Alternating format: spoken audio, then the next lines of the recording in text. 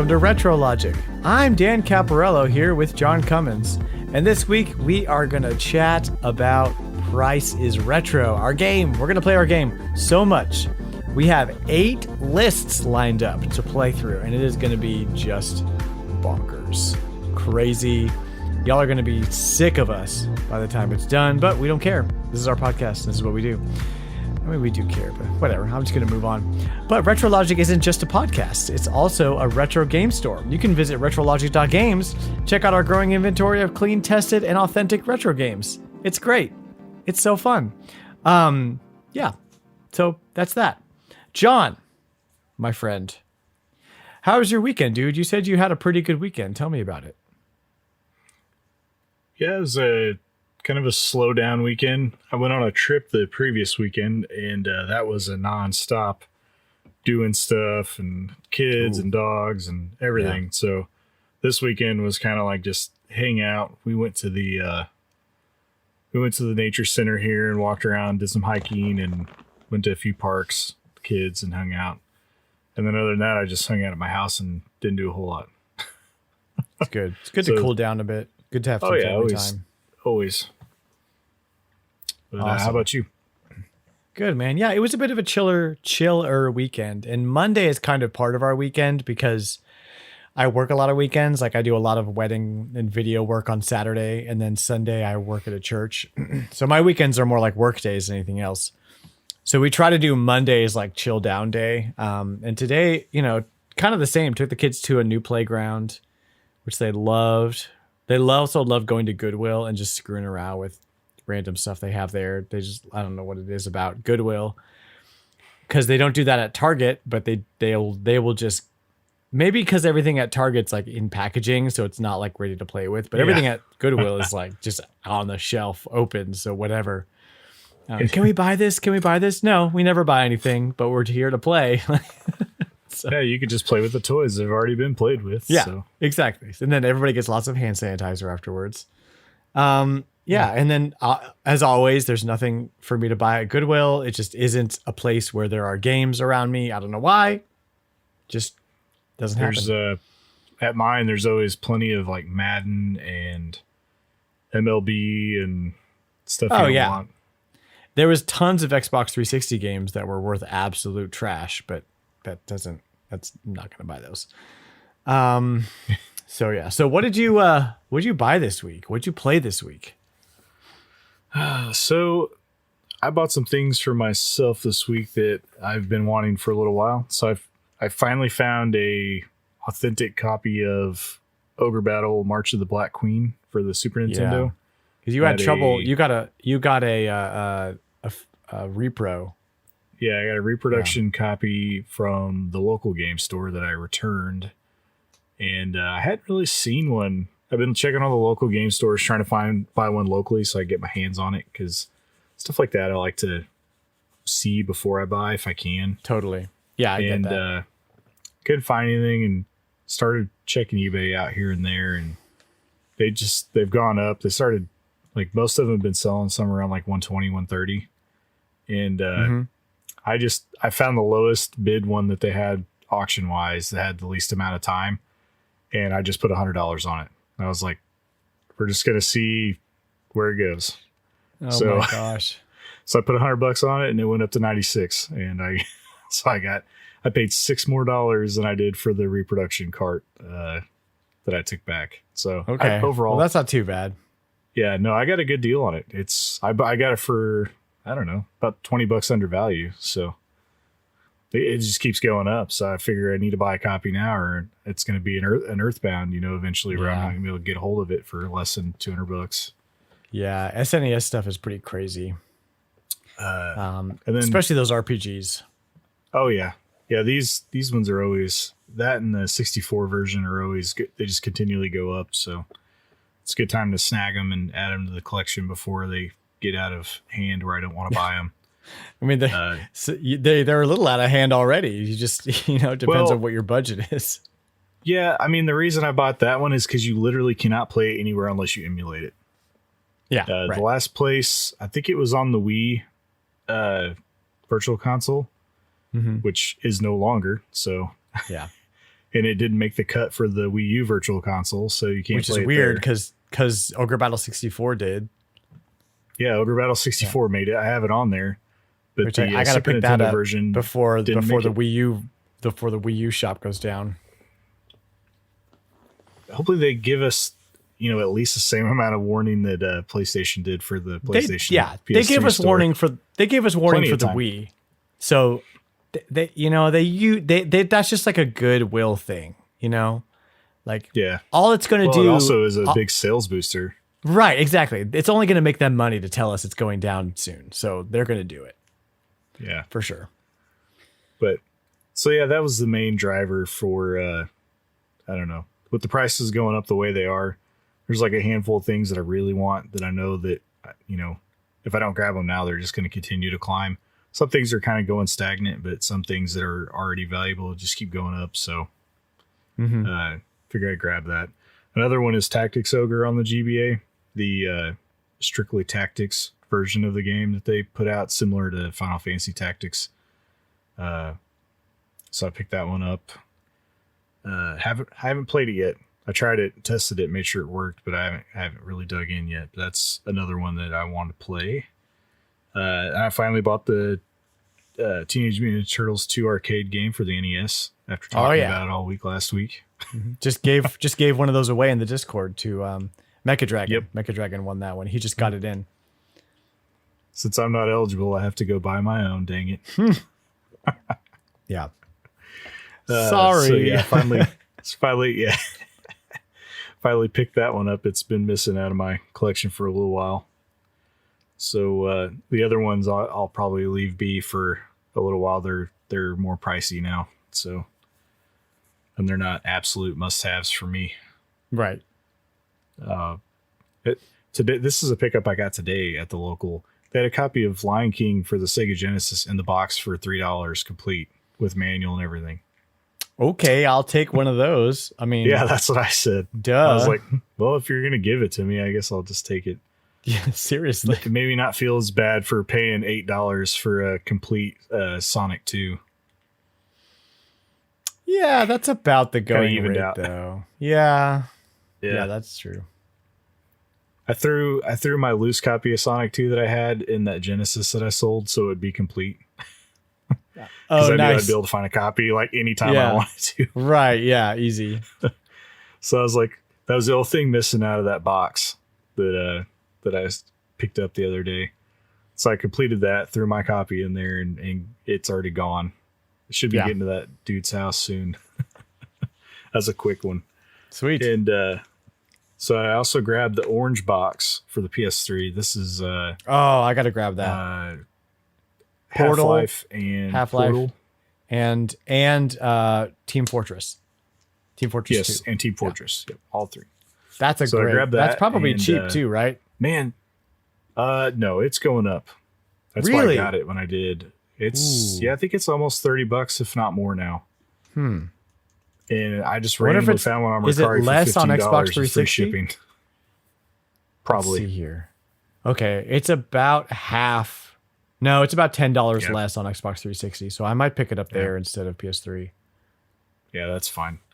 Like I said, I wasn't even looking for it. I was just shopping through the, new games that were posted that day, and it was on there, and it was, like I said, it was $15 with free shipping. So I was like, yeah, take that. Yeah, it's like half off. That's pretty good. Yeah.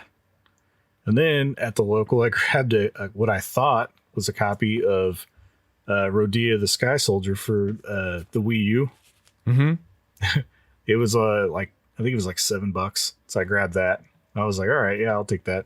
I get it home, and it's actually the Wii version that was included in the collector's edition. I think it was more like a party game. No, like a multiplayer experience. No, it looked like it on the back. I haven't played it yet.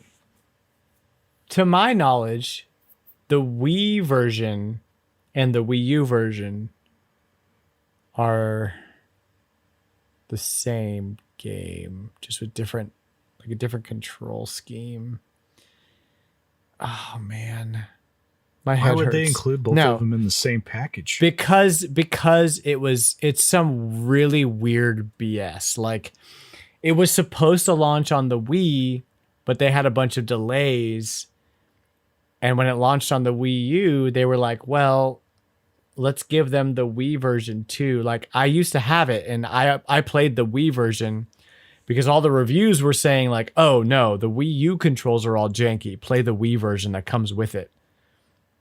So it should be the full game. It should be the full Rodea the Sky Soldier, and it should actually be the better version. So you lucked out there. Nice. Yeah, as far as I remember, it was that's in a correct. Wii U box. Yeah. And if opened it you're up out and I was there, like, I didn't even know there was one. right. If you're out there and you own Wii U and you haven't picked up Rodea the Sky Soldier, go get one. It is a really fun action game by the director Yuji Naka, director of Sonic the Hedgehog and Nights into Dreams. It's very Nights into Dreams inspired. But it's like an action game that's like very point and shoot focused. Yeah. Very fun. So go ahead and pick one of those up. It's just one of those that me and you discussed before. The limited edition is only like $45, and the full game complete with the Wii and the Wii U version in there only goes for like $20 right now. So you might as well pick it up before it becomes the next Gacha Force. So don't buy the 3DS version. It's easy to find brand new for $20. Like, I seen them all over the place for $20. It did not sell very well. I wasn't. This is another one of those where I wasn't planning on buying it. It was just I was looking through, panning through the Wii U games. I've been trying to find a used copy of Twilight Princess on the Wii U. Oh man, good luck. I'm trying to avoid at all costs opening my collector's edition that's still in the box to play it, and it's still $60 on the eShop. So I was like, well, I don't want to. If I could buy it physically and just have a good playable copy, I'll do that. You could find it for $60. I think it hasn't gone much above that. That's kind of what I've been toying around with. I've been trying to find somebody that has one locally and haven't had any luck. But anyway, that's why I'm looking through the Wii U games. That's where I happened upon this for $7. Yeah, 60 to 75. 70 you should be able to get in there for a complete in-box copy. I was in a hurry. The one time I've seen another copy of it, I was at the local and I was in a hurry to get out of there. I was running out of time. I had to be somewhere else. And they had a complete copy of the collector's edition, but it was in a showcase and I could not get anybody's attention. They were all helping other people. So I was like, man, I got to go. And it was $70. Yeah, for the complete in box. Yep. Should have got that. By the time well, they must have just put it out because by the time I went back after I had to go pick up my kids. So I go grab them, come back, it's gone. I was like, man, I don't want to look like a bad parent though. Leave my kids. There's a lot. I have a lot of gaming regrets in my life, and selling all of my Wii U stuff to get the Switch is one of them. Yeah. I rebought the Wii U, but all the games I had were, they're all expensive now. Well, yeah, the thing with the Wii U is all the good ones were first party, and those always hold their value. And I mean, I have a pretty good selection of games, but all the Zeldas are gone. I really want to grab another Twilight Princess, but that's neither here nor there. You can find the Wind Waker pretty cheap, like $30, 20, $30 is what I've seen. Is it? Yeah, gone up. I bought it when it was $20 as a select. Yeah. But and then the last thing I did, I was at a flea market and found a copy of Resident Evil on the GameCube for $10, so I picked it up. Oh, nice. Yeah. I played this one on the GameCube back in the day, so it's a fun one. Probably one of the better places to play it. Good deal, man. Nice little haul week for you. Yeah. And really I finally had time to fire up Ogre Battle and try it out, make sure it works and get all the stickers off of it and blah, blah, blah. I sat down and played this thing for like almost 2 hours. Like just the first time I sat down, I was like, man, I missed this game. Awesome. Sat down and played it. Yeah. And these next two are games that I played due to the monthly mayhem, which is the Dads After Dark contest. Yeah, shout out to Dads After Dark. Yeah. If we keep our podcast pretty family friendly, because my son listens to it and he's 5. So we try to keep it family friendly. If you don't want a family friendly podcast, if you want to get as down and dirty as you possibly can, go listen to Dads After Dark. Hilarious. Those guys are so funny, and they always have really, really good topics. It's all gaming. It's all usually almost always Nintendo stuff. But yeah, they're hilarious, John and Drew. So go shout out to them. Go listen to Dads After Dark. There's enough adult content in their podcast for the rest of ours together. Yeah, they make up for it. They make up for it. Yeah. But yeah, they put on the monthly mayhem, which is just a contest from within the Nintendo Dads Discord. And this month's contest was basically just playing versus co-op and single player NES games from the NSO app. So the first round was I was selected to play a versus game with Bruce, and we got given Wario's Woods, and neither one of us had played this game. And I feel really bad for Bruce because we played a practice round, and for whatever reason, I just like picked the game up really fast. Like it just is that Togobot Bruce yes, from yes. Yeah, he's in Retrologic too. So yes, awesome. He is. And but for whatever reason, I picked up the game really quick. It was like I'd played it before, and it just felt natural playing that puzzle game. And for what I just squashed him in 3 rounds really fast. Yeah. I mean, I felt bad afterwards because I was like he couldn't hardly get going, and I could get because if you can eliminate all the little pieces on the bottom of the puzzle fast enough, like you'll win that round before they even get started hardly. And I was able to catch them and throw them over where they were supposed to at the right time. But so I played Wario's Woods, and then afterwards I played a little bit more because it was actually more fun than what I thought it was going to be because I never played it. And so this week's was my turn for a solo game, and good old Zablanc handed me over Boat Duel Eliminator. Or Eliminator Boat Duel. What is that? What even is that? It is a boat racing game, and it's a single player boat racing game.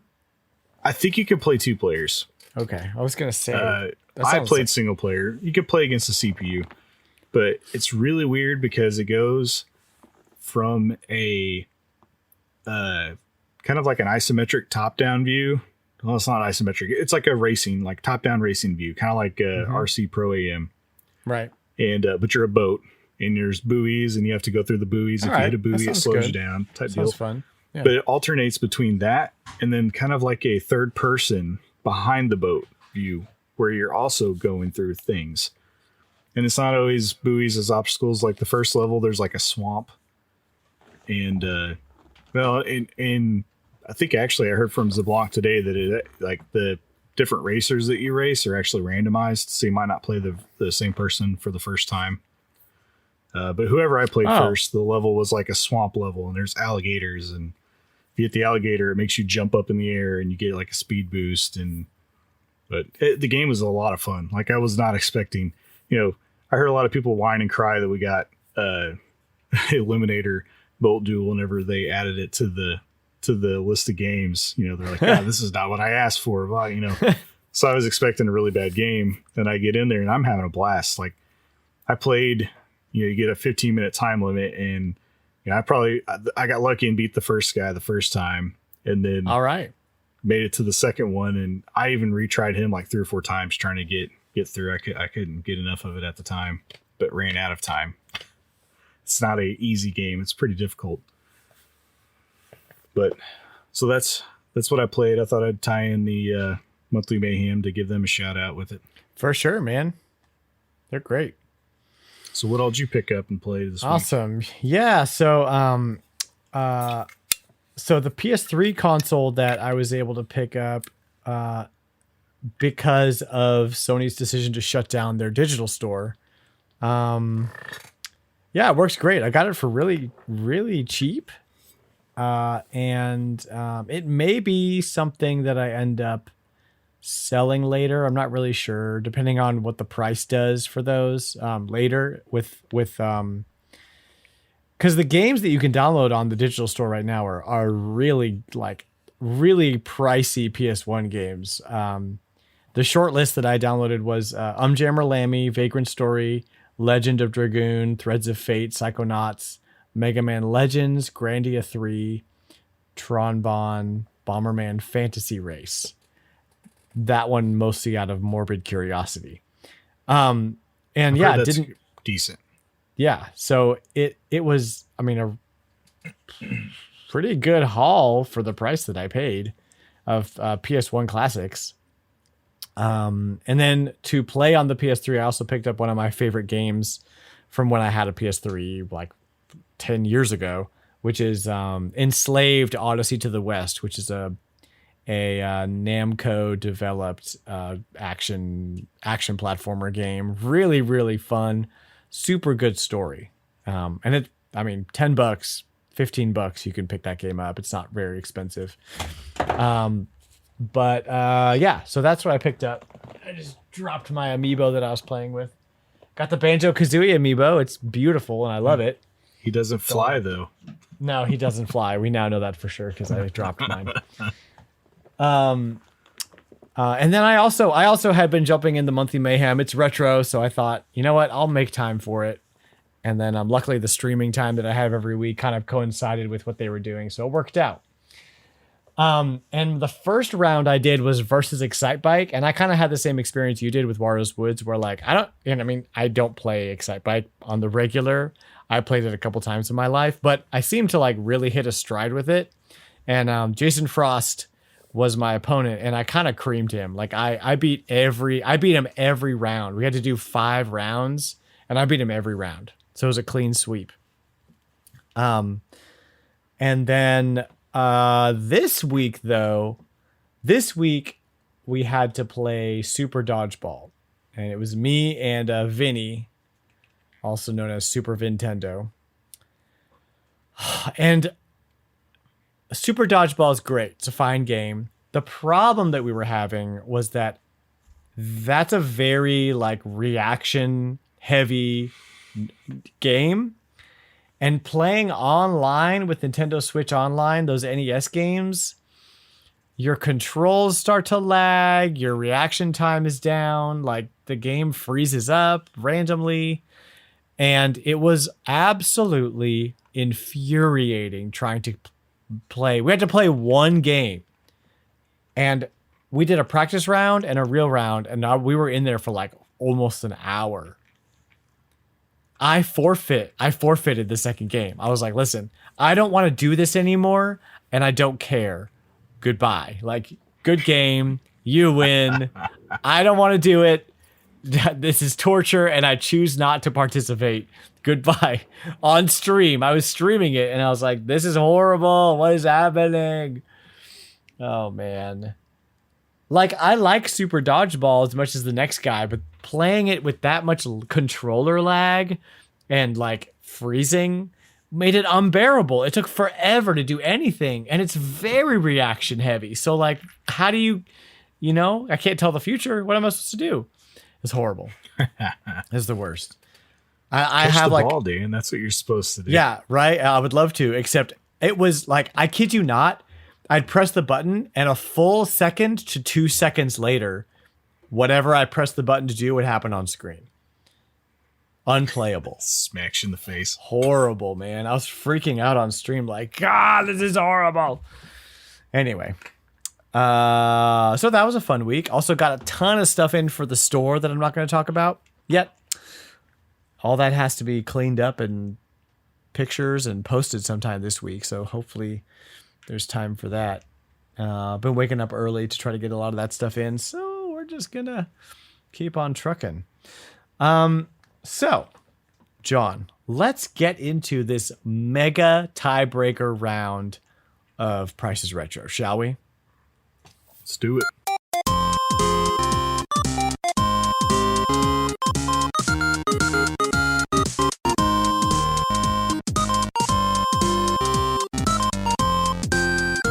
Okay, so here's the deal. John, how many wins do we each have in the history of the entire podcast? We both have 9 to combine for 9. 18 games. Okay. Well, yeah, and a guest has never won, right? It was always either you or me. Okay.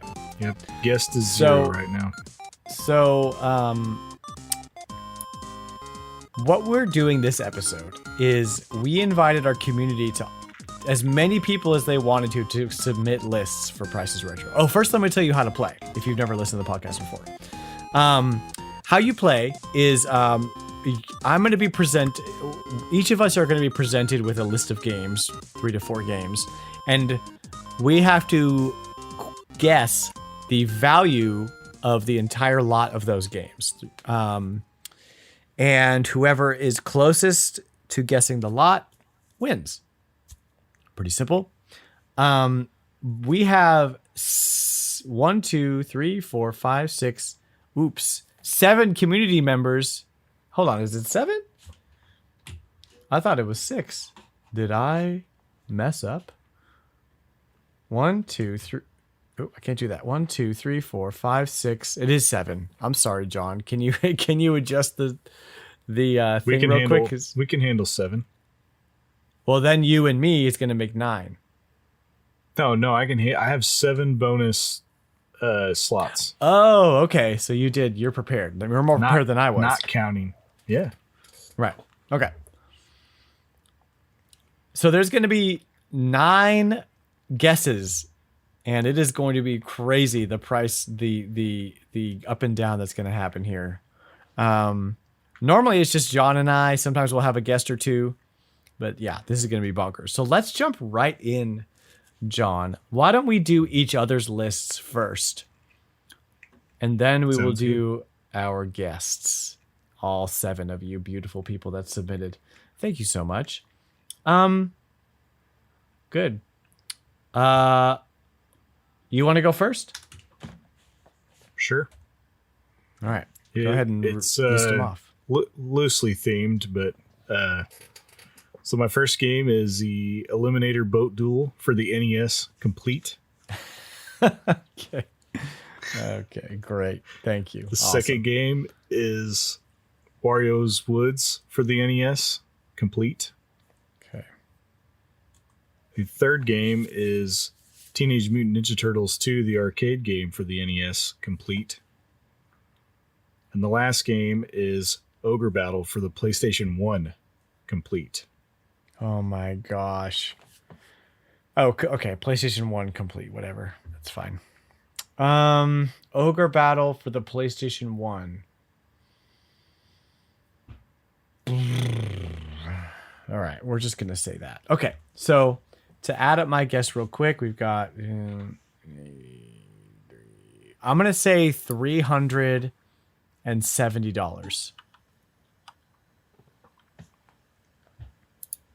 All right. The total value of my lot is $254. Okay. Dang. Box NES games, man, they are either up or down. Yeah. Yeesh. Okay. These ones aren't too obscure, so. Yeah. So go ahead and do each game. We'll do that this round because okay. this is going to be a lot. So we'll stick to each list individually. Okay. So Eliminator Boat Duel for the NES Complete is $55. Okay. Wario's Woods Complete is $53. And this is the NES. The Super NES also had this game, and it's not near as valuable. Okay. Because this was the last game on the NES. Oh, interesting. Teenage Mutant Ninja Turtles 2 Arcade NES Complete is $53. Oh, and man, Ogre Battle for the PlayStation 1 Complete is $93. I had $200 for that game because I was like, surely Ogre Battle on the PS1 is a very expensive game. It's not as expensive as the Super Nintendo version. No, it is not. It also sold more copies, so. That's just, things I don't know. All right, well, I'm already off by quite a bit here. So let's see. I'm going to do my list. You have 8 more rounds to catch up. It's all right. All right, yeah, so we got time.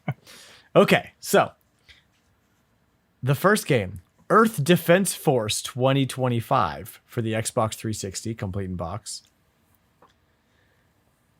Do you need a genre on that game?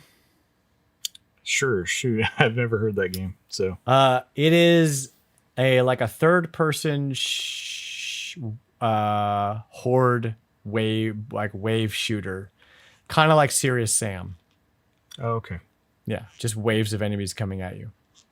The second game is Contra Force for the NES, loose. The third game is Shining Force 3 for the Sega Saturn, complete in box. Oh, jeez. There's always got to be one. It's got to be one. Got to be a Sega Saturn game. And the last one is Shining in the Darkness for the Sega Genesis, complete in box. Tonight's stream game, which we're going to talk about more because it is the 30th anniversary of that game today. Yeah. So let's see. Let me just have 300 even. Okay, 300 even. I have no clue. Actual retail value of the games is $487. Yow. I think that Saturn game got you. That Saturn game did. I undervalued it by a lot, I'm sure. So we've got Earth Defense Force 2025 for the Xbox 360, $17. Contra Force for the NES, $108 loose. Yeah, that one got me. Yeah. Shining Force 3 for the Sega Saturn, $325. Yep, $3.25. It's a cheap one. So yeah. And then Shining in the Darkness, which is cheaper than I thought it was going to be, $35, $36. Shining in the Darkness, complete. Yeah, that Saturn game and Contra Force threw me for a loop. Yeah. Okay. Let's jump into our first round of guests. We've got Mechadragon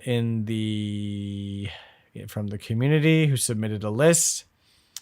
And so the way that I do this when you submit is you have to submit in Discord and you spoiler tag everything. So I can't see anything until I unspoil it. And so the first list is just the games themselves and no prices. And I'm going to list them off here because I'm also guessing. We've got Captain Toad Treasure Tracker for the 3DS. New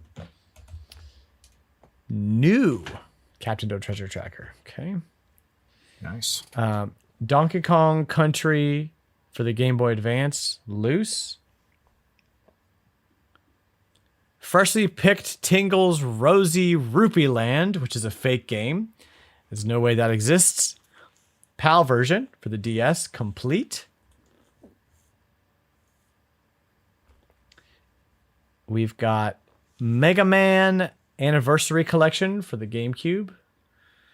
This says new, man. Throwing these new games in here kind of throws me off. Megaman Anniversary Collection, new. Yeah. It can't be that much, can it? It's cheap. It's a cheap game. And then finally, F-Zero GX for the GameCube, new. Yeah, right, dude. Oh my gosh. Okay. Shoot. I mean, reevaluate that now. Dang. Okay. Well. Alrighty. So my guess for this lot is $560. What's your guess, John? My just quick add up. I'm gonna say 450. 450. Okay. So hold on. What was your guess one more time? 560. 560. Gotcha. Mm-hmm. All right. Let me. Okay. He didn't give me a total, so let me do the total real quick here. While I'm doing the total, I will tell you the value of each game. He made a mistake too.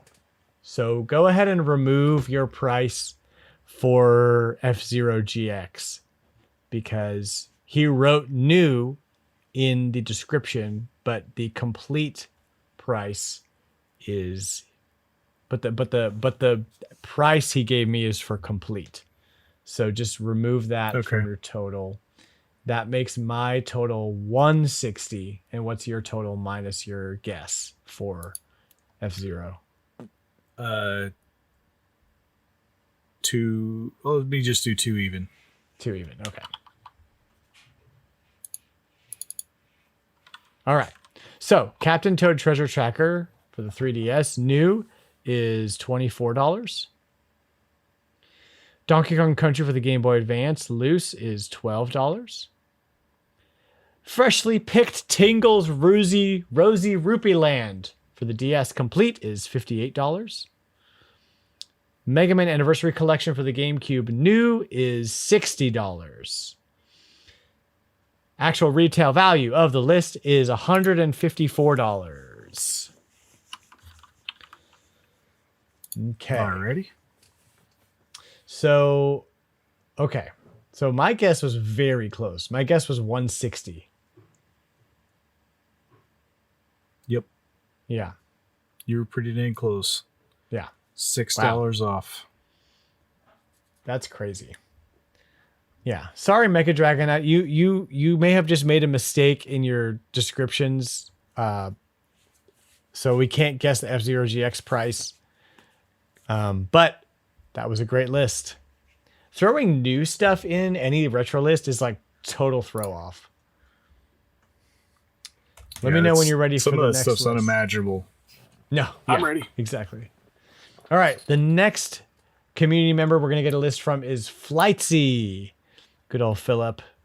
He submitted a list a while back and he updated the prices so they would be current because he submitted them at the beginning of March and then March just like got all crazy. We skipped an episode. Teenage Mutant Ninja Turtles happened. So here we go. He's got 6 games for us.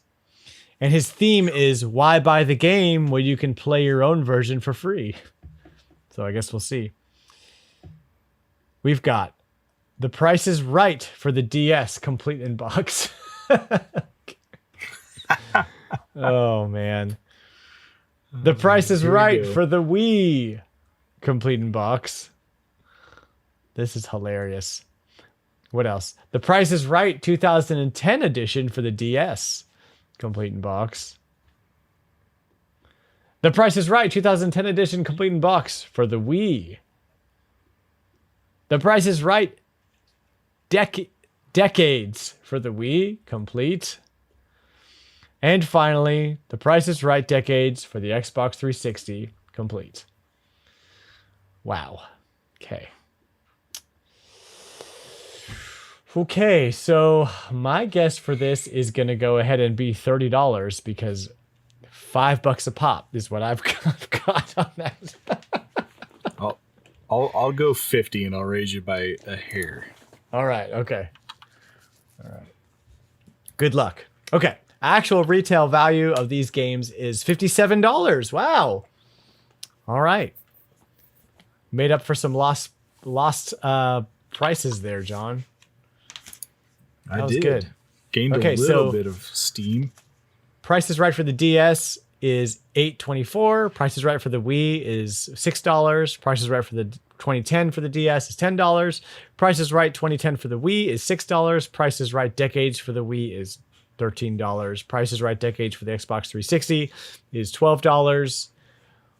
Those are all way more expensive than I thought they would be. What are you going to do? They're also way more expensive than they have any right to be. Yeah, seriously. Who is spending $12 to play Price is Right Decades on the Wii? Who's doing that? If you're out there and you did that, you DM me, because I want to meet you. Well, the first Price is Right game you listed for the Wii was like half the price. I know. It's going to be the same game. What's the difference? Okay. Our next list comes from LDP in the Discord. Let's see here. Okay. First list. Here's the list. We've got Real Ghostbusters for Game Boy. Complete in box. Ooh. Okay. Okay. Ghostbusters, the video game for the Wii. Complete in box. Yeah. Ghostbusters for the NES, complete in box.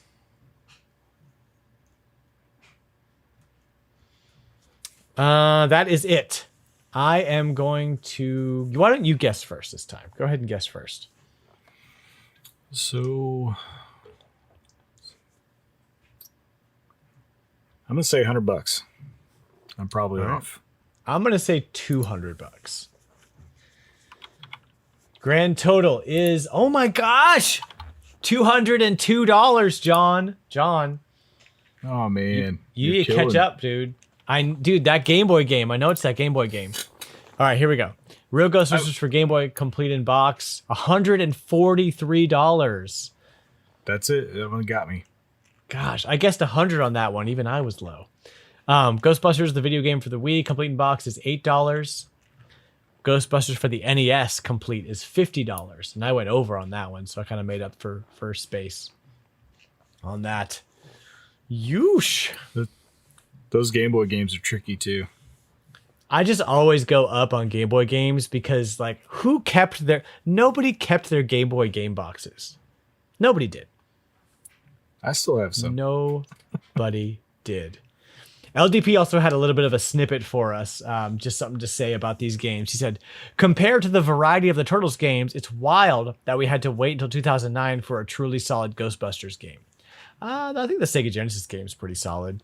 The NES game was a licensing rush job. Activision had 6 weeks to make it, so they slapped the assets on another game called Car Wars. The Game Boy game is actually pretty fun, but it also is a licensing mess. As the same game was released in Japan, but with Mickey Mouse assets, and the European version had Garfield assets. I didn't know that. Well, a lot of times with Japanese games, they'll just buy the license and they'll just like make their own game. Yeah, right. Things. So you never. So that's crazy. You have no. Yeah, they just they'll depend on the license to,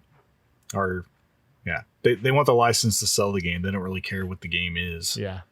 So yeah, Seriously. that one game just kept getting tossed around by license, getting picked up by here and there by other things. Ridiculous. So Crazy Greek Dre submitted a list. He couldn't. I think he was trying to do it on his phone at work, and it didn't quite. The spoiler tag didn't quite work. So unfortunately, Dre, we're gonna have to skip your list this week. But I would love for you to submit a list for next week if you want to, another week. And we'll get those spoiler tags figured out. So don't you worry about it. We're just going to scooch on to the next person. 16-bit Wars Nomad in the community submitted a list. And here it is. Okay. We've got, let me get my list ready. We've got Hotel Mario Loose for the CDI. Gah. That one could go either way. And I'm going to guess high on that one, I think. Number 2 is Crash Nitro. Yeah. Crash Nitro Kart Complete for the N-Gage. Just don't know what N-Gage games are worth at all. Beyond Oasis Complete for the Sega Genesis. Super Air Zonk Loose for the TurboGrafx 16. Okay. Oh. Yep. Oh, that's a CD game. Sorry, TurboGrafx CD game. That's gonna leave a mark. And then Sonic the Hedgehog Complete for the Neo Geo Pocket Color. Gah! Killing me here, 16-bit Wars Nomad with this obscure freaking consoles. That's gonna be high dollar stuff. Yeah, dude, that's rough. I mean, okay. I'm gonna guess $400. That's my guess. I had 500 in my mind, so I'll do 500. All right. Yeesh. All right, let's see these prices. I am afraid.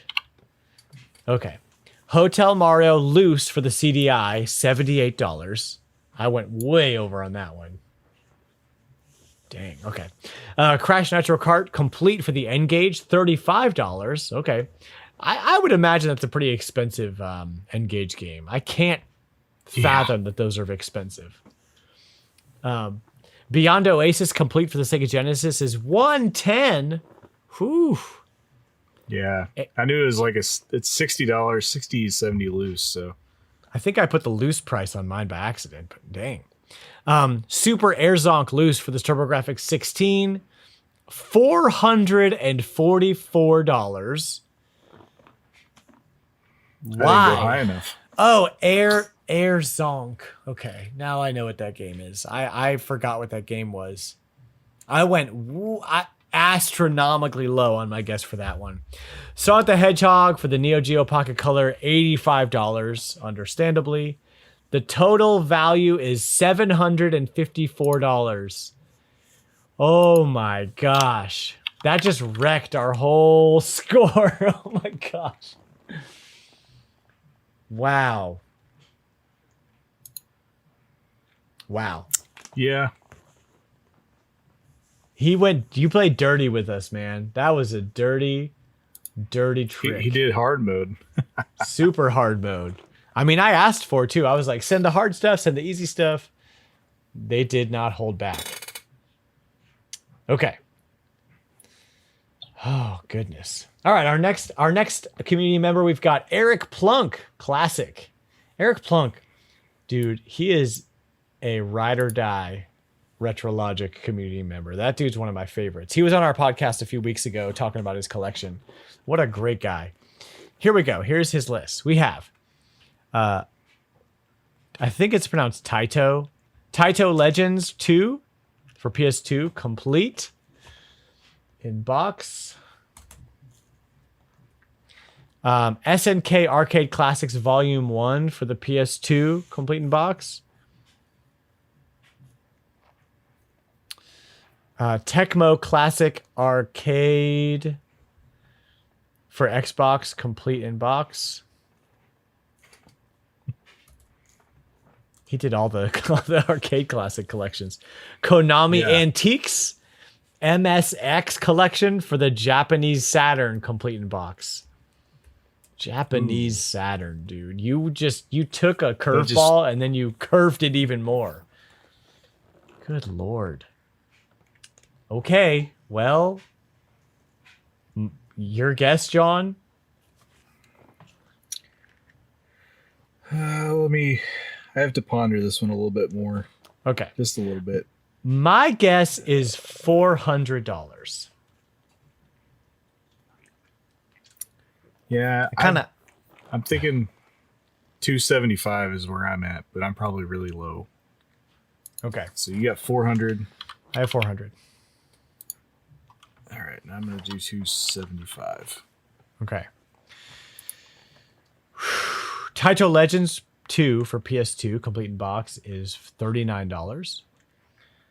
SNK Arcade Classics Volume 1 for the PS2, complete in box, is $12. Okay, well, I went way high on these. So Tecmo Classics Arcade for the Xbox is $10. Konami Antiques MXX Collection for the Japanese Saturn is $100. Total value $161. I screwed that up. Screwed it up big time. The other one were PS2 games, so like I knew they were going to be low. Yeah, I was just kind of banking on that one being like a $200 game. That could go either way. PS2 goes either way, man. Dang. Seems like the majority of them. If it's not some like Dragon Quest game that's obscure, or like a handful of other ones, that they're kind of like in the Xbox area where they're lower than normal. They made so many of them, man. And you know what? We're actually million copies. We're actually going to bring that up a little later in the podcast. We have a very interesting topic to chat about later, related to the PS2. So stay tuned for that. But you're absolutely right. I don't know what I was thinking with this list. That was me being dumb. And our final guest list comes to us from good old Hambone Johnny, our guest from last week. Oh, wow. Okay.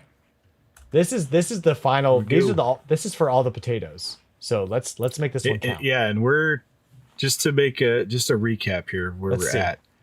You're at 742 and I'm at 708. So we're neck and neck. 708. There's only 36 or 34 points that separate us right now. Wow. Okay. So this really could just make and break this last one. This last one is going to be it. This is it. You were like way ahead of me, and then I gained some ground as we went down the list. Yeah, big time, man. I screwed up big time on that last one. Dang. Okay, here we go. Hambone Johnny, Rocket Robot on Wheels, N64, completed box. Come on, y'all. Killing me with this complete in box stuff. Okay. I know exactly what the cartridge is worth. Yeah, me too. Complete in box, though. That could go some different ways. That's Robotron 64, complete in box for the N64. That's the one with the guy, like the mad scientist guy with the big head, right? Yeah, I don't know why that game exists. It's exactly Robotron with 3D graphics. There's nothing new about it. Chibi Robo for the GameCube, complete in box.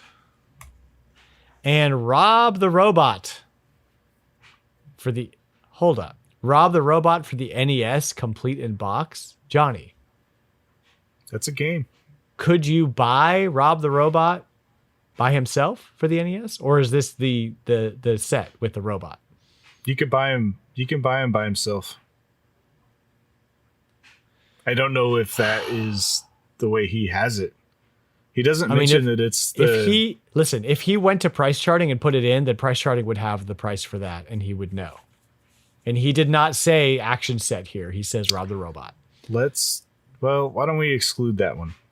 And then we'll just do it as a... Because that's a little hard. There's a lot of variance between just Rob the Robot in the box and the accessory action set. That's the thing. Accessory stuff and console stuff gets so hairy. That's why almost never do we include that. It's just so hairy. All right, so go through that list one more time, since we had that at the end. Rocket Robot on Wheels for the N64, complete in box. Robotron 64 for the N64, complete in box. Chibi Robo for the GameCube, complete in box.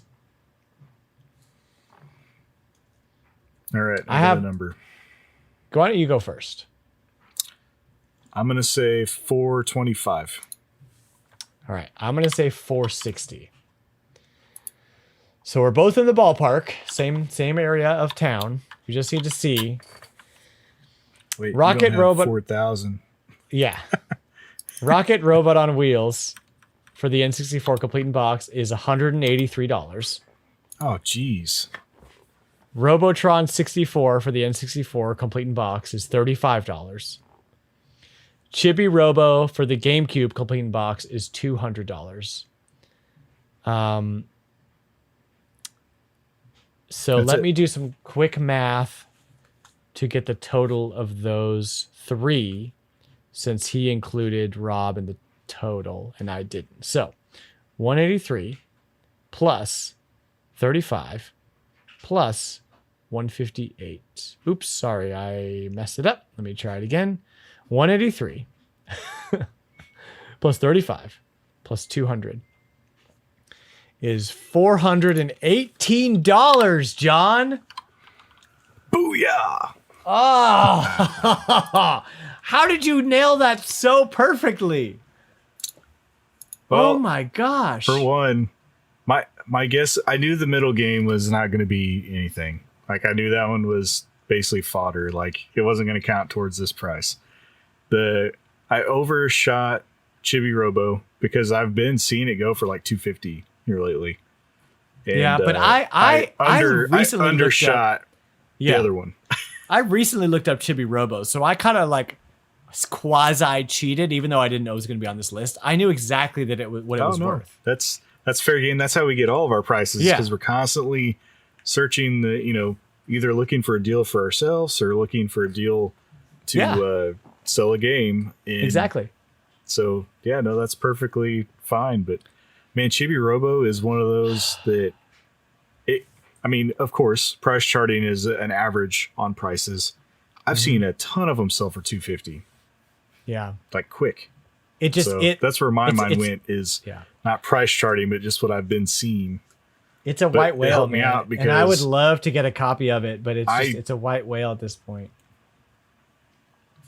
I guessed Rocket Robot on Wheels at $90 for inbox. No way, dude. It's 50 cartridge.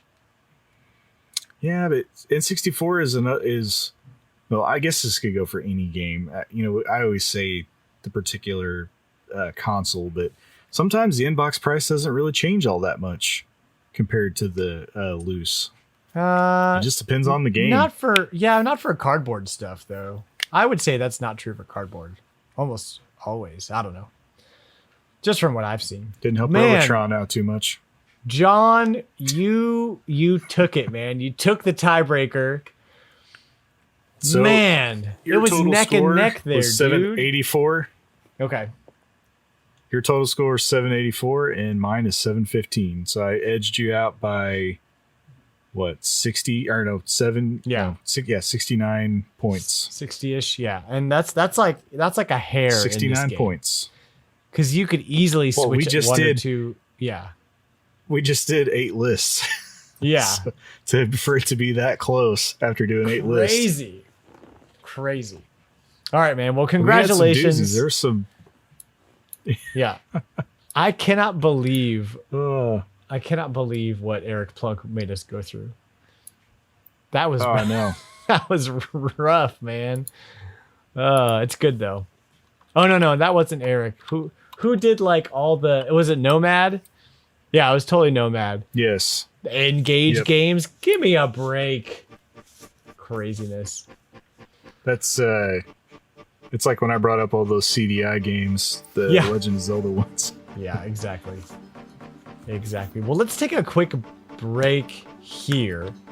And when we come back, we've got a little bit of news, some history, and then a pretty interesting little community question that we're going to dig into. So don't go anywhere. Stay right here, and we will be right back.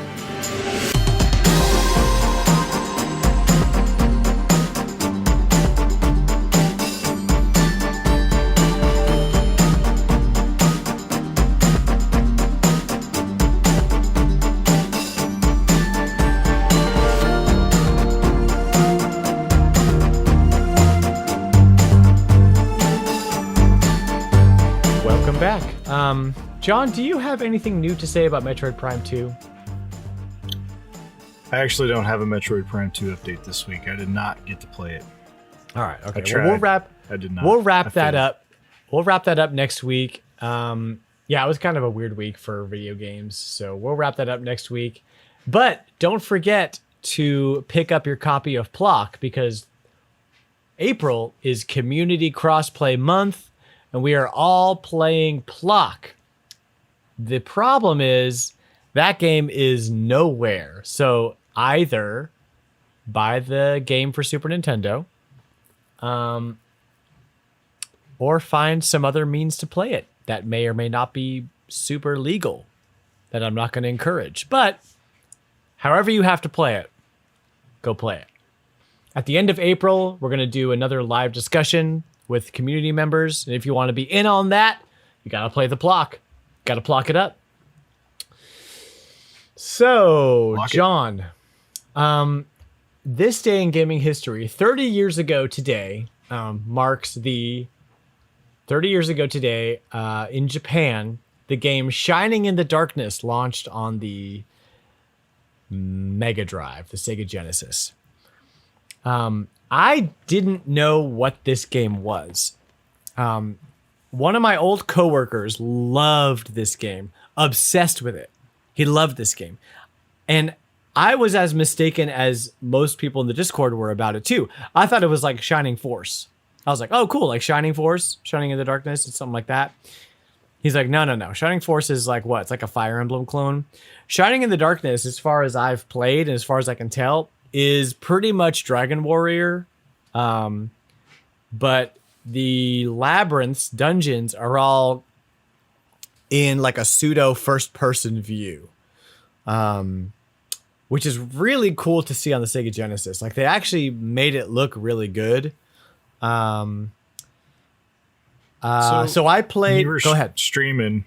Yeah. When you were streaming, I missed the first part I just seen when you were in the dungeon. Mm-hmm. Is there like a overworld map that you walk on? Not like Dragon Warrior. It's more like, I'm trying to think of a game that it's like. It's more like Fire Emblem Overworld, where you kind of just pick where you're gonna go. Like, I'm gonna go to this castle now, and then you just are there, and then you're like, I'm gonna go to this town. It kind of looks like a predecessor to Etrian Odyssey. A little bit. Yeah, it's not so much. And obviously, you can't draw on a map or right. There's no map. As far as I've found, I've only played one labyrinth. I just wanted to get an impression of the game, so we played it for an hour. And in my playthrough, I played it for about 20 minutes. I got into my first labyrinth, and I was like, okay. So what the first thing that happens in the game is the king gives you money, and he says, go outfit yourself for an adventure.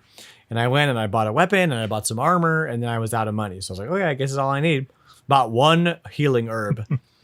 Went into the dungeon, died like instantly. I was like, okay, what? Tried to equip some stuff, and I was like, oh, I already have armor and a weapon. I'm a big dum-dum.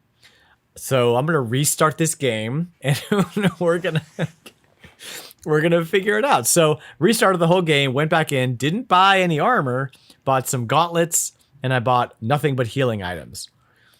And I feel like I got pretty far into the labyrinth before I died. And so the way this game plays out is you go to the castle, you get your mission, you go to the town to buy stuff, then you go to the labyrinth. Those are the only 3 places on the map so far.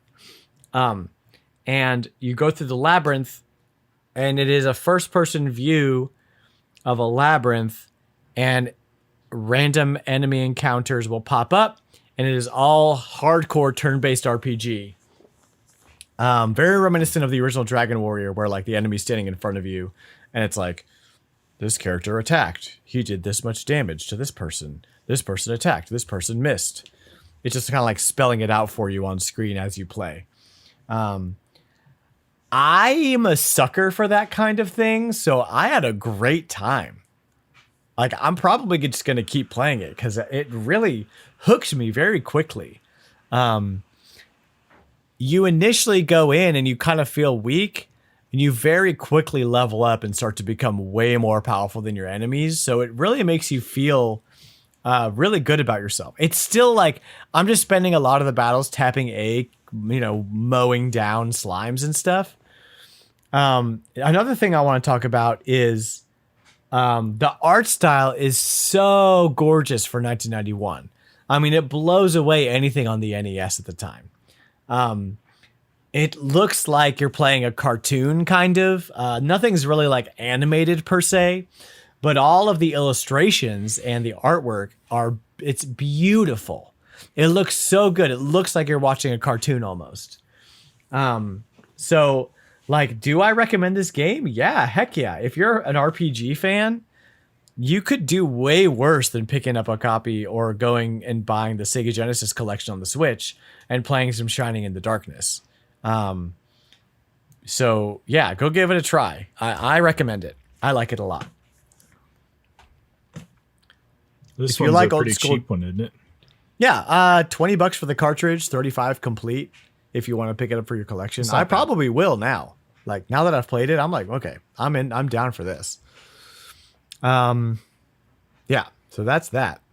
The other thing I want to talk about in our weekly topics is a stealthy release that I didn't even catch on last week. The Neo Geo Pocket Color Selection Volume 1 dropped on Switch. Did you see this happen? I read about it, but I didn't know when it came out. Yeah, I mean, it was last week. It's out. It is very expensive for a collection. It's $40. For a collection of handheld games, seems a bit pricey to me. But the games They're all you handheld get, games that if you were to buy today, you're not going to pay $40 and get all of them. Oh, for sure. I mean, the console itself is astronomical, but all really great games. Samurai Showdown, Pocket Fighting Series 2, King of Fighters Pocket Edition R2, Last Blade, Fatal Fury Contact, The Match of the Millennium, Metal Slug's First Mission and Second Mission, Park Arms, Big Tournament Golf, SNK Gal Fighters.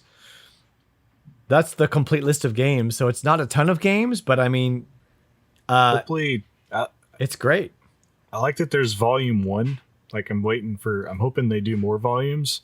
Yeah. And I'm hoping that we eventually get a English translated version of Ogre Battle Gaiden for the because that's unplayable anywhere right now. You think they'll do it? Play that one. You think they'll do that? I don't know. It's I think it's an Enix game at the time. And I could be wrong on that. I know the original Ogre Battle was an Enix game, and then things got kind of hairy. Like right with Square. Whenever Ogre Battle 64 came over, it was a Atlas game. Oh, so, weird. Yeah, that's a very different company. Yeah, and it's around the same time period. It was like 2000, I think, whenever Ogre Battle Gaiden released. So I'm not sure who published it, and it's also it's only Japan only. So if it came over here, it would have been a different publisher anyway. But so this is on my wish list. I have not picked it up. I would love to pick it up, but I'm probably gonna wait for a sale. $20 to me sounds like about right. I would totally pay 20 for this collection. In a heartbeat. It'll go down. Yeah, totally. So I'm looking forward to that. Let's jump into our community content, dude. So next month's Retro Rewind game poll is live. If you are part of the Nintendo Dads or the Retrologic Discord communities, you can vote. The games in the running, as decided by me, are Castlevania The Adventure for Game Boy, which you can play on the Castlevania Anniversary Collection. Contra, the arcade version, which you can play on the Contra Anniversary Collection.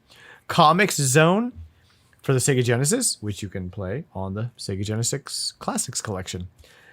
And on pretty much any other Sega collection. There are a million of them, and they all have Comic Zone on them, if you have older consoles. And finally, Joe and Mac 2, Lost in the Tropics, for the SNES, which is available on Nintendo Switch Online. Right now, Joe and Mac is winning by a lot with 12 votes. Comic Zone has 7 votes. Castlevania has 5. Contra has 5. If you want to play a different game than Joe and Mac, then I suggest y'all go out there and vote, because otherwise we're all going to be playing Joe and Mac 2. And there are some great games here in the running. So I think everybody's voting with their wallets. Come on, guys. Well, I voted for Joe and Mac because I've played these other games and I haven't played Joe and Mac. You played Contra Arcade? Yeah, I have the arcade collection. All right. The one thing about that Castlevania game, it's the Game Boy one, so like it's very slow. Like you think the NES version is a beast to handle. The Game Boy one is like knock that down to like 10 frames a second and you're in slow motion. Like it's that game's a crawl. Wow. It's a fun game, but man, it's after playing any of the other ones, you'll play that game and you're going to be like, is there a fast forward button? Like, can I play this in 3 times speed? Right. Okay. I didn't know that. I picked games I thought would be interesting. No, it's a good game. It's just it's one of those that it's shown its age. Game Boy and I wanted it. Process I wanted it to be something that was either available on a different console than Nintendo, or is available on a collection on the Switch, so that it's easy for everyone to pick up. Yeah. So go vote. And if you want to jump into the community and be part of it and vote and play this game with us, go to my Twitter bio at Retrologic.games and click that Discord link and join up with us. So we had a community question this week, John. And the question was, what is the single best retro console to collect if you're starting from scratch in 2021? Taking into account the reliability of the hardware, the cost of the games, and connecting to modern TVs. and quality of software. So like if I'm balling on a budget, John, and I want to start collecting retro games, in your opinion, what console do I start with? That's the question. I guess if I have to, like, it would be different if I'm collecting digital games or if I'm collecting physical games. Right, you're starting a physical collection. It's a physical collection. Yeah, okay. And you want to start with a console, but you don't have a lot of money. Where do you start? I think, in my opinion, I'd probably go Game Boy. Oh, really? And probably Game Boy Advance, because if you buy a Game Boy Advance, you automatically get access to Game Boy Color, and Game Boy Advance games, and they're all relatively cheap. Like, they're handheld for one. Mm-hmm. But there's you can pick up good Game Boy games for $10 a piece all day, like good ones. That's a good answer. And another thing to consider too is as your collection grows and you get into more consoles, you grab an SNES, you get a Super Game Boy. You grab a GameCube, you got your Game Boy player. So there's ways for you to enhance your gaming experience as the collection grows. So that's actually a really great answer. My answer was the Sega Genesis. And I was going for like extreme cost effective and reliability because those cartridge-based consoles back in the day, like the Sega Genesis, Super Nintendo, N64, I mean, they just work. Like, you could get one for $40 and it is just going to keep working. It's a workhorse. The controllers are easy to get around usually. And the cartridge versions of almost all of the great Sega Genesis games, under $40. Easy.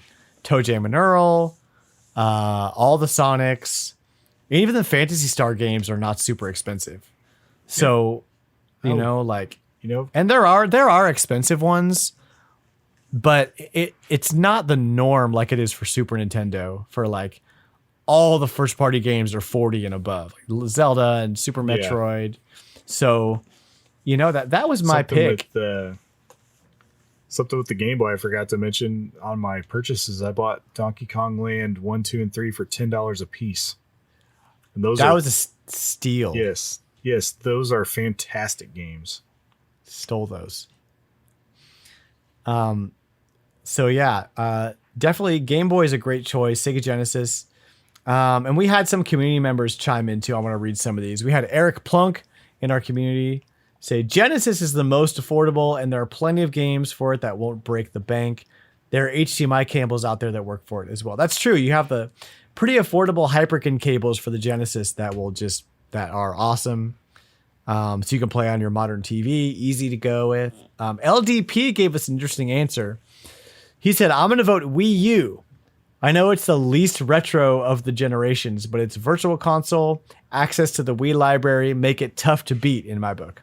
Although I think the consoles themselves are pretty pricey in guessing a lot of these games, and he's guessing a lot of the games will rise soon. That's an interesting take on the question because the Wii U virtual console is bonkers. DS, Game Boy Advance, all the classic Nintendo home consoles. You could do worse than a Wii U, for sure. Do I consider it retro? The game library. But the go ahead. As I say, you also have all the Wii, and the Wii's library is now, almost 15 years old. Up to 15 years old. The only real piece that you're missing there is GameCube. There's. Man, I don't know why Nintendo didn't make the Wii U backwards compatible with GameCube. Just cost saving. Who's going to pop a GameCube in at that generation? No, just stick a Wii in. Like they should have just put a Wii board in the Wii U. No, that's what Sony does.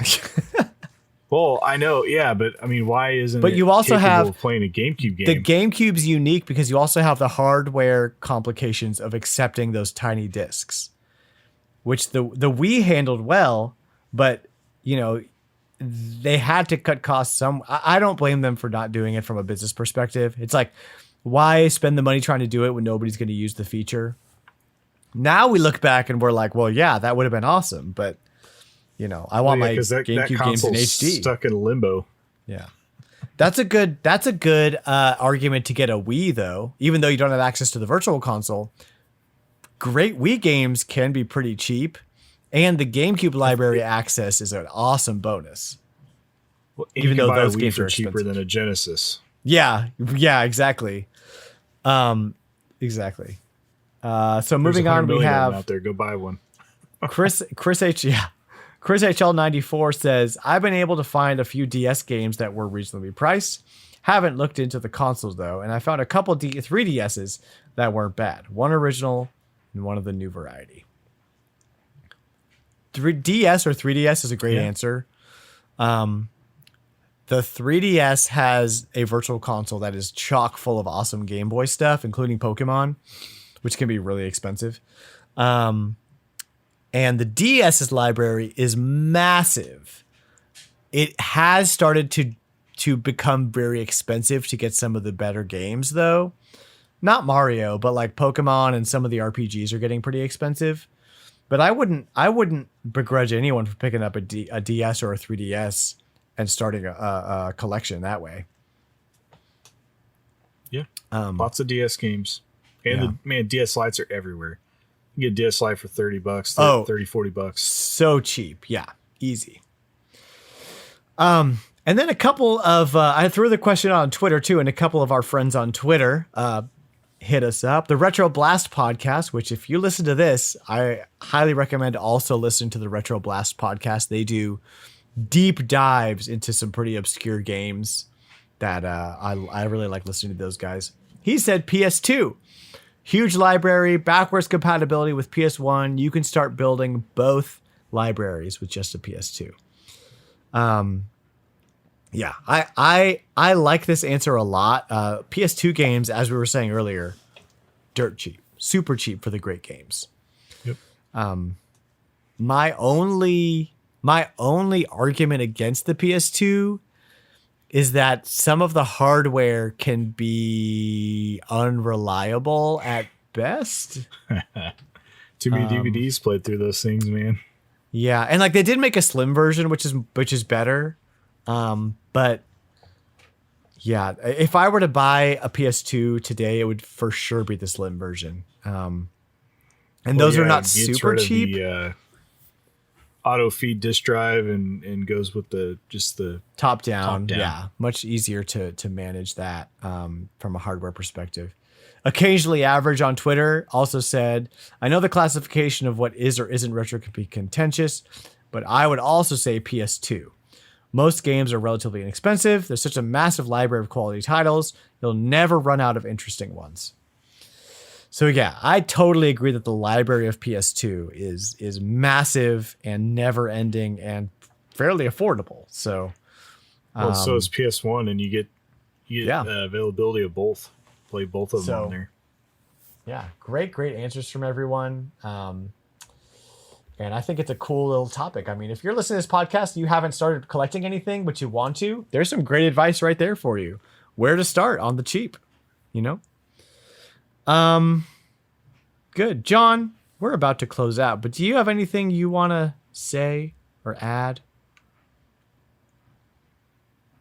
Well, I guess I'll just, we talked about it earlier. Anybody that's a part of the community, be on the lookout this coming Friday for an issue of Nintendo Power to give away that it has a article for Plok. Yeah, some walkthrough information there too. So if you need help, get down on that.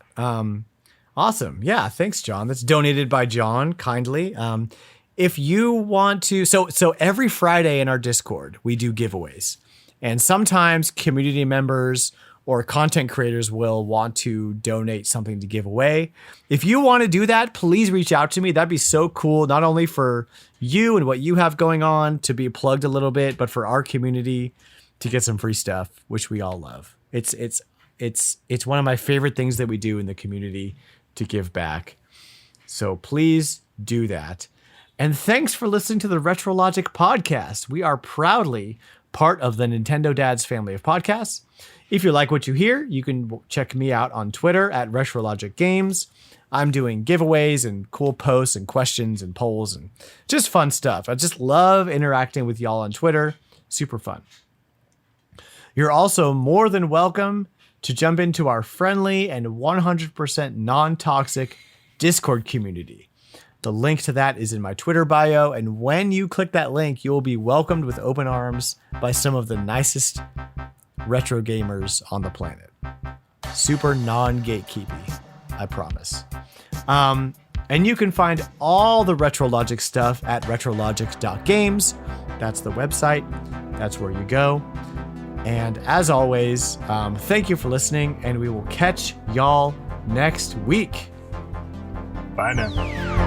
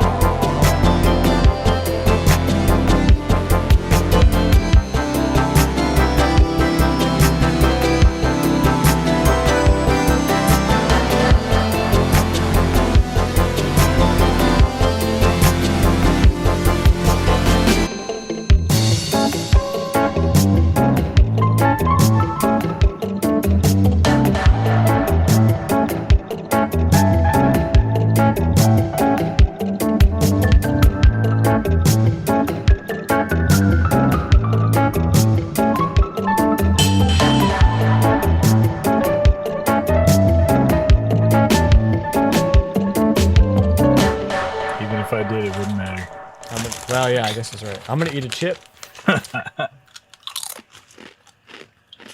Have you ever had these Cape Cod potato chips?